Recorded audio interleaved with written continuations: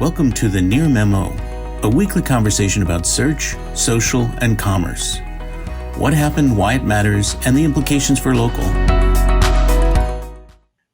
So now let's move on to an interesting incident that happened. I don't know if it happened a week ago or if it's not this week. It must have been last week, where somebody, a hijacker, literally and figuratively, was able to replace American Airlines. I believe it was American Airlines customer service number with a scam number and try to rip off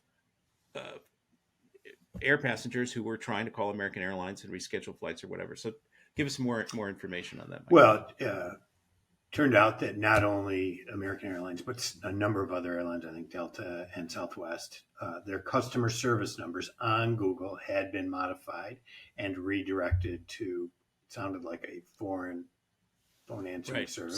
Some fraudster. Where they attempted to charge for upgrade, explained they were charging, they were going to upgrade the person, and they got their credit card number and they charged them. So it was a credit card fraud. And as is typical with these hijacks on Google, there's these big warnings that go out in the press, and it was in all the major news media. In fact, I got called at least twice about this story. And the typical storyline is, travelers beware. Google's been criminals are afoot, and Google's been hijacked. And Google, what always fascinates me about these stories is these business hijackings have been occurring regularly since at least 2008, when I think initially it was a payday loan companies got hijacked, and then subsequently in 2008, florists got hijacked. In fact, I even personally hijacked Microsoft's headquarters in 2008 and turned it into an escort service just to demonstrate how easy this was. Yeah. And it has happened regularly. Hotels in India last year, hotels in the United States in 2014, and a number of other industries, wherever there is a significant profit. And the reason it happens and Google always, every time it happens, Google has the same answer, and the same answer to fake business locations, the same answer to fake reviews. Their answer is, scammers are smart. We fix this problem. It's a constant battle. And I would ask, if it's a constant battle, why does it take 16 or 18 years to Why fix don't you this learn problem? from it? Yeah. Exactly. And what I realized about halfway through that 16-year period is that Google's local model is to crowdsource data because it is cheap. And they have the hubris to believe that their machine learning can suss out truth from false and only approve the edits from this great crowdsource that have enough signal to strength. And so as part of their business model of cheap data acquisition, they leave this avenue open where people can come in and edit any business listing. And if there's wasn't the profile verified though? It doesn't, right. So verification locks your data down, but not completely, and only to some extent.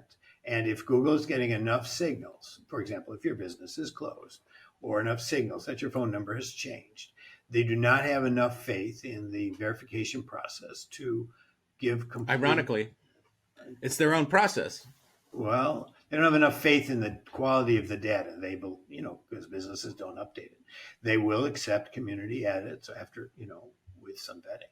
And this has been this case forever. And it's cheap. It's expeditious. 95% of the time, it's accurate. But year after year, we see these instances that it isn't always accurate. And so...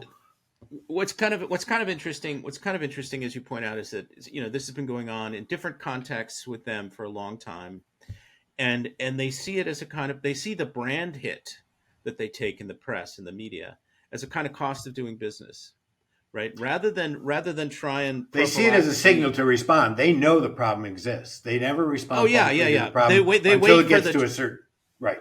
They wait right. for the So noise. they fix it after the fact, rather than doing what people would call pretentiously prophylaxis, preventative activity to minimize the instances of fraud.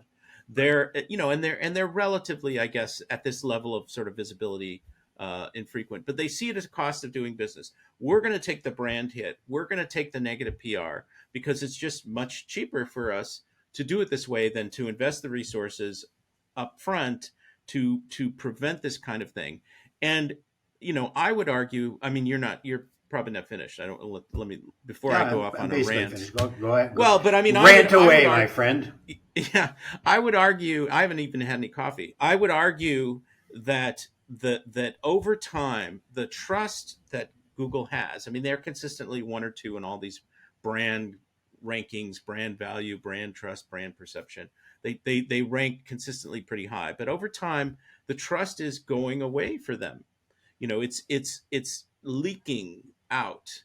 With each of these things, people become more cynical, more wary. Now, we're in sort of a little bit of an echo chamber of SEOs and internet marketing types who are not representative of the public at large. But I think, this is sort of what I was saying a few minutes ago, is that these services that we used to really admire, trust, rely upon, uh, feel good about using, feel excited about using, have lost a lot of that value for us. And now it's just this like, okay, we use Google, but we can't really trust what it says. It's sort of like the stuff that's going on with SGE right now. You see the results coming up and there are no citations. I'm doing a lot of I'm putting together presentations for a conference, and so I'm doing a bunch of research that is very data intensive. And so these SGE results are coming up, and it's like 47%, 22%, 36%, and I just have to totally disregard them because there's no support for them. But back to this point about quality. I mean, Google's rhetoric is all about quality assurance, helpful content, et cetera, et cetera. But its actions don't necessarily match that. So I would point out several things. One is it has this practice, which is standard practice at Google, to accept this as a cost of doing business. Firstly, shifts the real cost of this onto society and onto the other businesses, right? So the biggest question here is whether, as a society, we should accept business practices that essentially externalize what should be internalized costs, externalize it to the public. That's question one. Question two, though, is that clearly, even though people maybe no longer look at Google as this miraculous, cool startup, they clearly are still doing a lot of searches, and advertisers are spending a lot of money. And Google there's has no real built alternative. a huge business using this same model. In other words, this model of only fix it after they've been caught, say, blame the spammers and let the problem die away, come back in 6 months. This model has worked for Google for 20 some years, right? We're now 24 years into Google or whatever. And so if it succeeds from their point of view, why should they stop? And Sure. I know your contention is that it's sort of death by a thousand cuts. Eventually, if there is an alternative, people will embrace the alternative. The problem is there isn't a viable alternative. I mean, you could say Bing, you can say, whatever, DuckDuckGo. You can point to these other alternatives, but at scale, there really isn't another alternative. And as long as there isn't true competition for Google, Google has no incentive to do anything different, despite the rhetoric. We as a society have decided. I mean, we're in a society where regulation is disfavored for the most part. And a good example of that is that user-generated content, i.e. these changed phone numbers.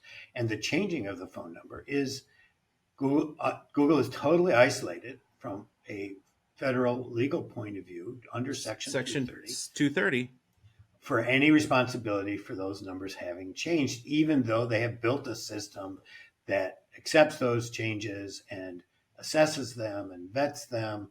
Well, the entire culture of the internet, at least the so-called Web 2.0 period of years, was about crowdsourcing. Essentially, it's about shifting effort, for better or for worse, onto your audience, getting them to do a lot of the content creation, heavy lifting, whatever it is.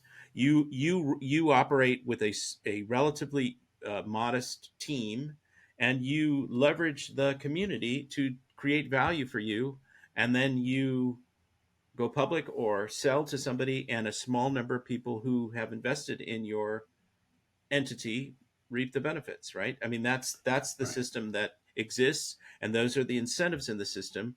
Yet these sites, which were created really for the benefit of investors and for a small number of individuals who were the founding executives, have become really critical to the functioning of consumers and businesses. Millions of consumers, millions of businesses depend on this private infrastructure now for their survival. And And it's there a house of needs, cards.